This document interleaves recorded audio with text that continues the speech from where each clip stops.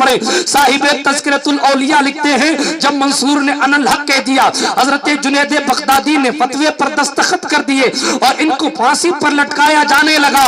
پھر نتیجہ یہ ہوا حضرت منصور حلاج کو پہلے تو جب جیل میں قید کیا گیا تاکہ یہ اپنے جملوں سے توبہ کر لے, لیکن جیل میں جب تشریف لے گئے تو پھر یہ کہتے ہیں قیدیوں سے, اے قیدیوں تم باہر جانا چاہتے ہو؟ قیدیوں نے کہا اگر تم ہمیں باہر کر سکتے تھے تو پھر خود ہی اندر کیوں آئے؟ کہا نہیں لیکن یہ بتاؤ جانا چاہتے ہو یا نہیں؟ سارے قیدیوں نے کہا بالکل ہم جیل سے باہر جانا چاہتے ہیں. حضرت منصور حلاج نے اشارہ کیا, تالا ٹوٹ گیا, سارے قیدیوں کو بھگا دیا اور پھر کہا ٹھیک ہے تالا لگا دو, اکیلے اندر رہ گئے. اور جب جیلر آیا آ کر دیکھتا ہے تو منصور موجود ہے, لیکن اگلے دن کیا دیکھا کہ منصور حلاج خود بھی جیل سے غائب ہو گئے.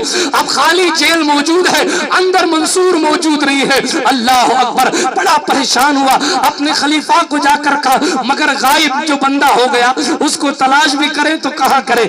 آخر دوسرا دن آیا, دوسرے دن جیلر صاحب اپنی جیل چیک کرنے گئے تو ان کو جیل ہی نہیں ملی, نہ منصور کا پتہ ہے نہ جیل کا پتہ ہے. جیلر کہے میں نگہبانی کروں تو کس کی کروں؟ واپس آ کر خلیفہ سے کہتے, گورنر روتا ہے اپنی قسمت کو, یار یہ کس کو قید کر لیا, پہلے سارے قیدیوں کو بھگا دیا, اب ہماری قیمتی جیل بھی غائب کر دی.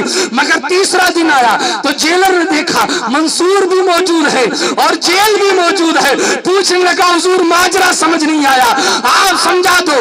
مصطفیٰ کا عاشق, مصطفیٰ کا عاشق, مصطفیٰ پر فنا ہونے والا منصور, رب کعبہ کی معرفت میں گم ہو جانے والا منصور کہتا ہے پہلے دن یہ مصطفیٰ کا عاشق مدینے گیا تھا اس لیے تجھے نظر نہیں آتا تھا, اور دوسرے دن میری خبر گیری کے لیے مدینے والا یہاں آیا تھا اس لیے تجھے جیل نظر نہیں آتی.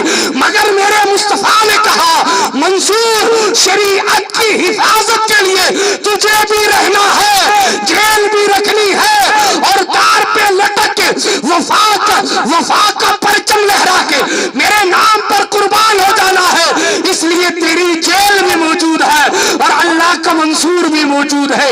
یہ منصور حلاج ہے. جب پھانسی کے تختے پر رکھا گیا نا, ان کو کھڑا کیا گیا, جلاد سے کہا گیا چلا دے تلوار یا دے دے پھانسی. حضرت ابو بکر شبلی, اللہ اکبر, یہ اللہ والوں کی باتیں دیکھے بیچ میں آ گئی, کہاں سے کہاں چلی تھی گاڑی. حضرت ابو بکر شبلی رحمت اللہ تعالی علیہ اولیاء کبار میں حضرت غوث اعظم کے پیروں میں آپ کا نام آتا ہے. حضرت ابو بکر شبلی, لوگ منصور کو دیوانہ کہہ رہے تھے, پاگل کہہ رہے تھے, پتھر مار رہے تھے.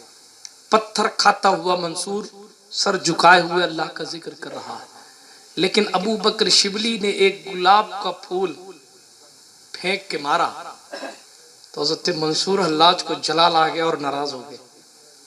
تو کہا منصور پتھر سے تجھے درد نہیں ہوتا, پتھر سے تجھے درد نہیں ہوتا, اس گلاب کے پھول سے تجھے درد ہو گیا. اللہ پر جواب دیا جو پتھر مارتے ہیں وہ نادان ہیں.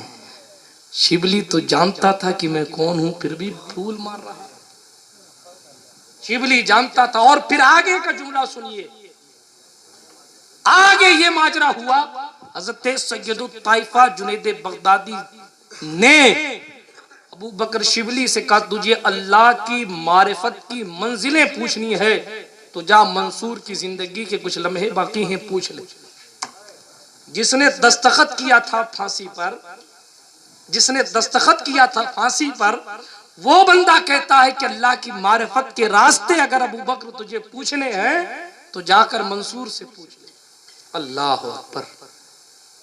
حضرت ابو بکر شبلی آگے بڑھے, پھانسی کے تختے پر منصور حلاج کھڑے, نیچے ابو بکر شبلی کھڑے, پوچھتے ہیں منصور یہ بتاؤ اللہ کی معرفت کی منزلیں کتنی ہیں, اللہ کی معرفت کی منزلیں کون سی ہیں, اور آپ کس منزل پہ اور میں کس منزل پہ. حضرت منصور حلاج نے پھر ایک جملہ کہا, فرماتے ہیں سن ابو بکر, جہاں تو کھڑا ہے وہ اللہ کی معرفت کی پہلی منزل ہے, اور جہاں میں کھڑا ہوں وہ اللہ کی معرفت کی آخری منزل ہے۔ یہ مقام حضرت منصور حلاج کا، بات آئی تو پوری سناؤں۔ حضرت منصور حلاج کو پھانسی دے دی گئی، ان کے جسم کے ٹکڑے ٹکڑے کر دیے گئے۔ ایک ولی کامل مگر ان الحق کا دعویٰ کر دیا تھا تو مفتیوں نے مرتد ہونے کا فتویٰ دے دیا۔ شریعت کی حفاظت کے لیے سید الطائفہ جیسی ذات نے بھی دستخط کر دی۔ شریعت کی محافظت ہمارے اکابرین نے ہمیں سمجھائی ہے۔ جو اس مقام پر فائز ہے، سنے کس مقام پر؟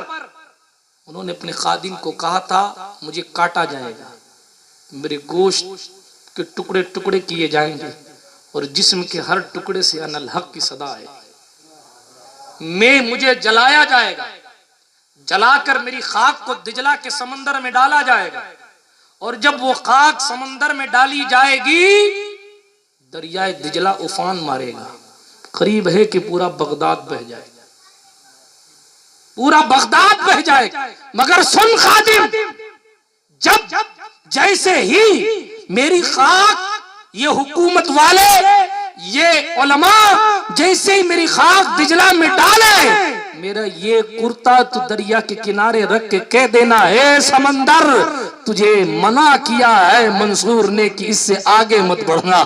اللہ اکبر۔ ہوا بھی وہی، ان کو پھانسی دی گئی، جسم کو کاٹا گیا، بوٹی بوٹی سے ان الحق کی صدا آئی، پھر ان کو جلایا گیا، ان کی راکھ سمندر دریائے دجلہ میں ڈالی گئی۔ جب راکھ ڈالی گئی دریا میں افان پیدا ہوا، خادم نے کنارے پر حجرہ رکھ کے کہا اے دجلہ منصور منع کر کے گیا ہے کہ اس سے آگے مت آنا۔ سمندر کے افان تو بہت تیز تھا مگر وہ جبہ منصور کو دیکھ کر بہاؤ زیادہ تیز نہ رہا اور وہ پانی وہیں رک گیا۔ یہ منصور حلاج ہے۔ بات کہاں سے چلی تھی، کہاں